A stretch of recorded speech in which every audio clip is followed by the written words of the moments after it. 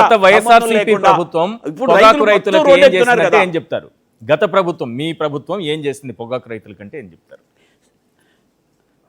Sir మార్క్ఫెడ్ని enter చేసి ఇవాళ రైతులు ఏదైతే అడుగుతున్నారో దాన్ని మార్క్ఫెడ్ని పోటీలోకి ఎంటర్ చేసి కొనుగోలు చేయించి మేము మళ్ళీ దగ్గరగా 16 మిలియన్ కేసు ఆ రోజు ఉన్న ఉత్పత్తికి కొనుగోలు చేసి మేము మళ్ళీ రైతులు క్వాంటిటీ అయిపోయిన తర్వాత మేము రీసేల్ చేసామండి.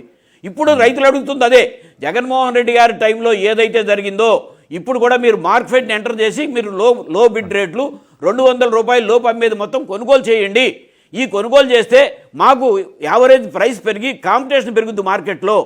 సో మార్కెట్ ద్వారాగా 3 సంవత్సరాలు మొక్కజొన్న కొన్నాం, వాళ్ళు ఏమైనా కొన్నారా ఇప్పుడు? మార్కెట్ ద్వారాగా పసుపు కొన్నాం, వాళ్ళు ఏమైనా కొన్నారా ఇప్పుడు?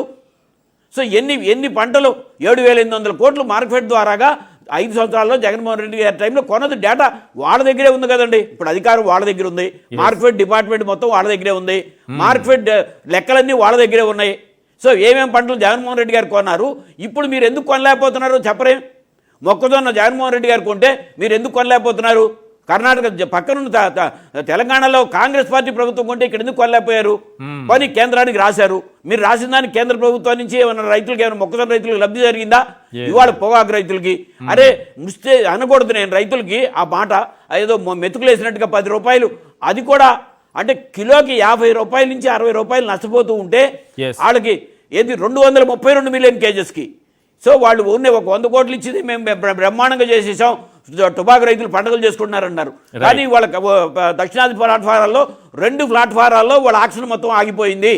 అందుట్లో రైతులు సరే ఒక్కటి చెప్తున్నాను నేను, ఇది రాజకీయం కూడా కాదు, పొగాకు సాగులో ఉత్తరాది పొగాకు సాగులో మెజారిటీ రైతులు టీడీపీకి అనుకూలమైన రైతాంగమే ఉంటారు.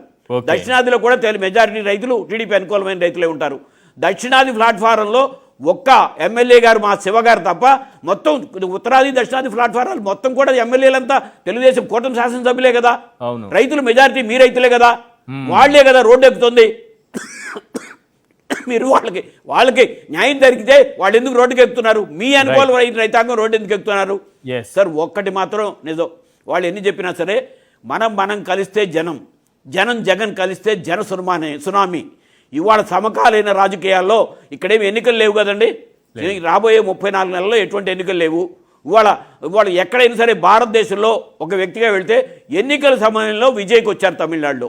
సో రాష్ట్రంలో బహుశా నాకు తెలిసినంత వరకు ఆంధ్రప్రదేశ్లో అయితే ఎవరూ లేరు.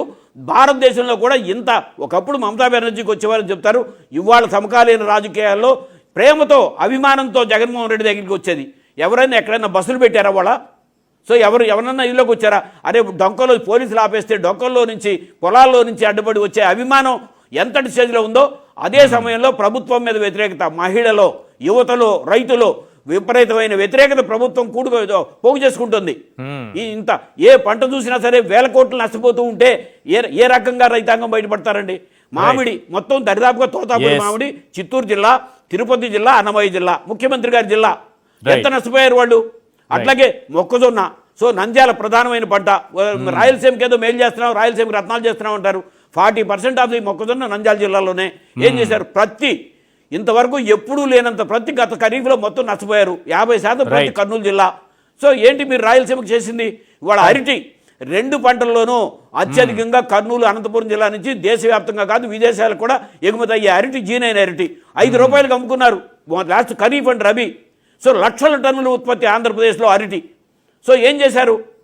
దీనికి చర్చకి రమ్మని చర్చ కూడా అవసరం లేదు సార్. ఈ రిపోర్ట్ అన్నీ వాళ్ళ దగ్గరే ఉన్నాయి కదా, వాళ్ళ దగ్గర ఉన్న అధికారిక కాపీని బయటపెట్టమన్నట్టు చాలు. ఈరోజు జగన్ వెంట అంత జనం ఎలా సాధ్యమైంది, ఎలా వచ్చారు? ఆ జనసంద్రాన్ని చూసి ఏం చెప్తారు? సార్ చెప్పాను కదా ఇప్పుడు, అది సార్ అంటే నేను పోల్చుతున్నానని అనుకోవద్దు. సహజంగా భారతదేశంలోనే కాదు ప్రపంచవ్యాప్తంగా తిరుపతి వెంకటేశ్వర స్వామి గుడికి వెళ్తే ఎన్నిసార్లు వాళ్ళు వెనక్కి వెళ్ళిపోమన్నా సరే ఇంకా భక్తుడు వెనక్కి తిరిగి దేవుణ్ణి చూస్తూనే వెనక్కి రాలేకొస్తాడు. అట్లాగే తిరుపతి లడ్డూలు ఎన్ని లడ్డూలు ఇచ్చినా సరే ఇంకా కావాలని కోరుకుంటాడు.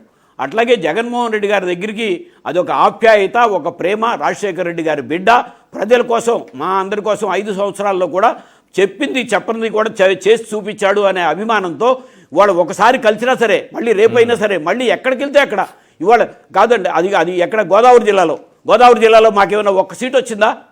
రేపు పొద్దున్నే ఇదే సునామీ మొత్తం అదే పరిస్థితికి వెళ్తుంది.